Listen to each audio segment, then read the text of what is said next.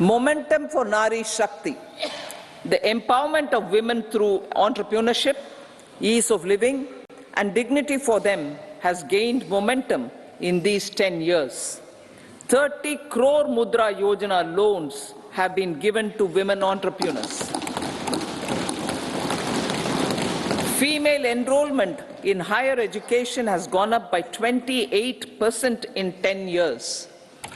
In STEM courses, girls and women constitute 43% of enrollment, one of the highest in the world. All these measures are getting reflected in the increasing participation of women in workforce. Making triple talaq illegal, reservation of 1/3 seats for women in the Lok Sabha and state assemblies,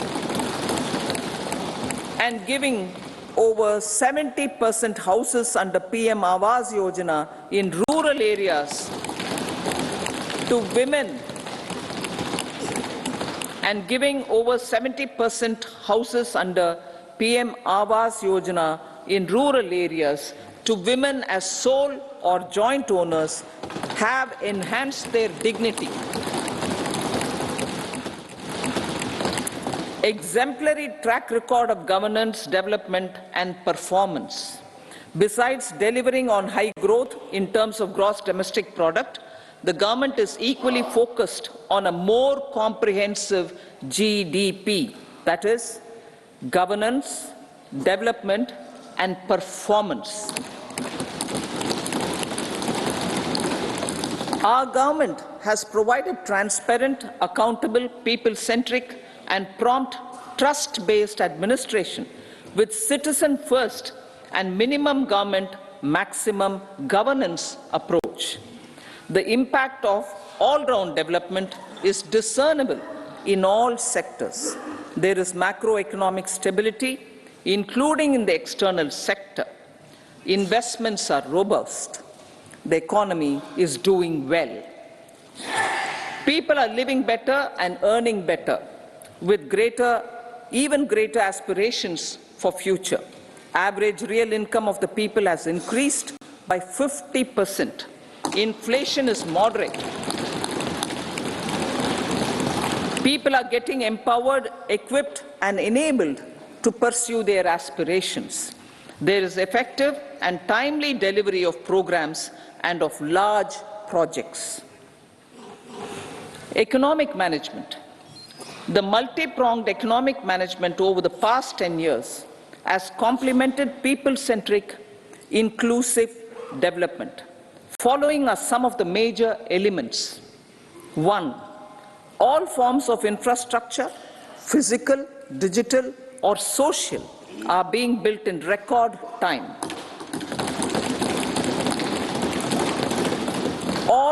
Number 2.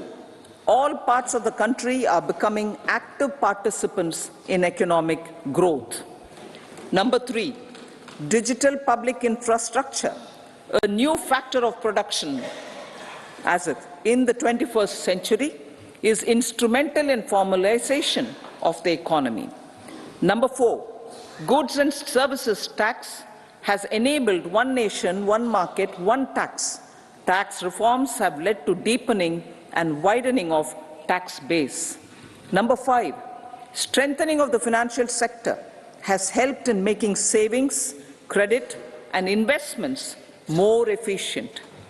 Number 6, GIFT, IFSC, and the Unified Regulatory Authority, IFSCA, are creating a robust gateway for global capital and financial services for the economy. Number 7, proactive inflation management has helped keep inflation within the policy band. The aviation sector has been galvanized in the past 10 years. Number of airports have doubled to 149. Rollout of air connectivity to Tier 2 and Tier 3 cities under UDAN scheme has been widespread. 517 new routes are carrying 1.3 crore passengers. Indian carriers have proactively placed orders for over 1,000 new aircrafts. Expansion of existing airports and development of new airports will continue expeditiously. For our tech-savvy youth, this will be a golden era. A corpus of 1 lakh crore rupees will be established with 50-year interest-free loan provided. The corpus will provide long-term financing or refinancing with long tenors and low and or nil.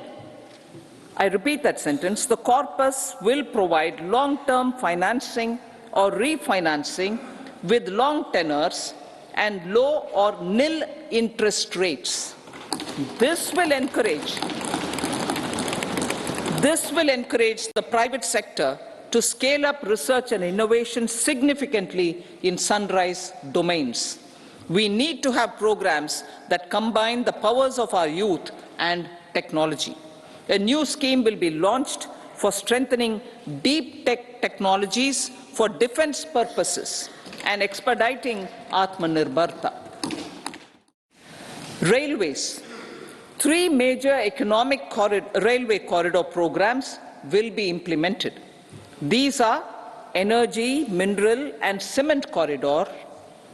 Number 2, port connectivity corridors. And number 3, high traffic density corridors. The projects have been identified under the PM Nari Shakti for enabling multimodal connectivity. They will improve logistics efficiency and reduce cost. The resultant decongestion of the high traffic corridors will also help in improving operations of passenger trains, resulting in safety and higher travel speed for passengers.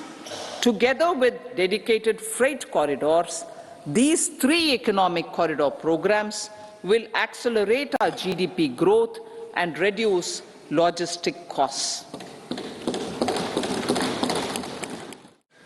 Metro and Namo Bharat.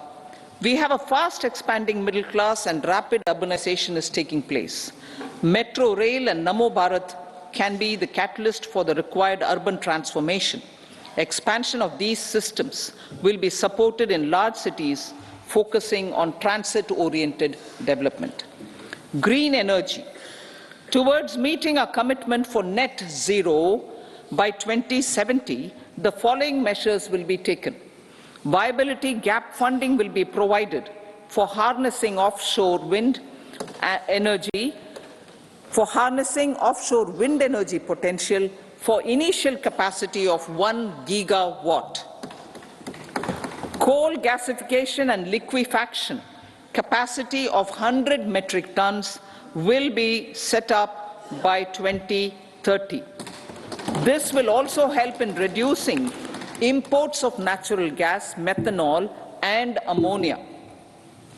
Phased mandatory blending of compressed biogas in compressed natural gas for transport and piped natural gas for domestic purposes will be mandated. Financial assistance will be provided for procurement of biomass aggregation machinery to support collection. Electric vehicle ecosystem. Our government will expand this and strengthen the e-vehicle ecosystem by supporting manufacturing and charging infrastructure. Greater adoption of e-buses for public transport networks will be encouraged through payment security mechanism. Biomanufacturing and biofoundry. For promoting green growth, a new scheme of biomanufacturing and biofoundry will be launched. This will provide environment-friendly alternatives such as biodegradable polymers, bioplastics, biopharmaceuticals, and bioagri inputs.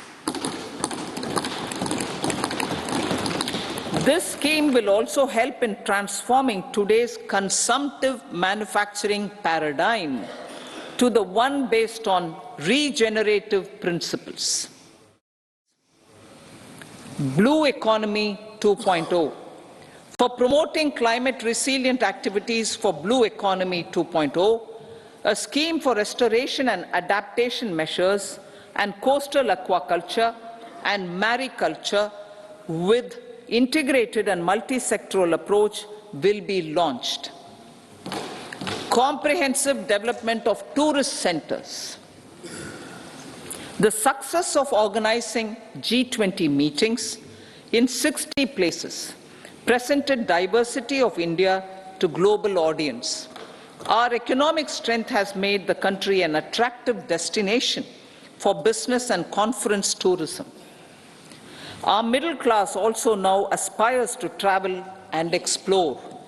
Tourism, including spiritual tourism, has tremendous opportunities for local entrepreneurship. States will be encouraged to take up comprehensive development of iconic tourist centers, branding and marketing them at global scale.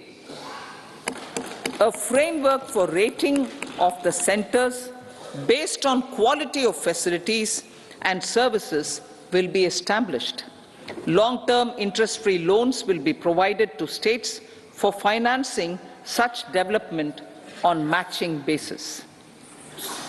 To address the emerging fervor for domestic tourism, Honorable Speaker, sir, projects for port connectivity, tourism infrastructure and amenities will be taken up on our islands, including Lakshadweep.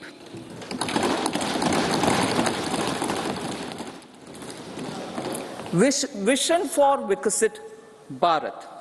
Our vision for Vikasit Bharat is that of prosperous Bharat in harmony with nature, with modern infrastructure, and providing opportunities for all citizens and all regions to reach their potential. With confidence arising from strong and exemplary track record of performance and progress, earning Sabka Vishwas, the next 5 years will be years of unprecedented development and golden moments to realize the dream of developed India by 2047. The trinity of demography, democracy, and diversity backed by Sabka Prayas has the potential to fulfill aspirations of every Indian. As Honorable Prime Minister in his Independence Day address to the nation mentioned, I quote, "There is no dearth of opportunities, as many opportunities as we want. The country is capable of creating more opportunities. Sky is the limit," unquote.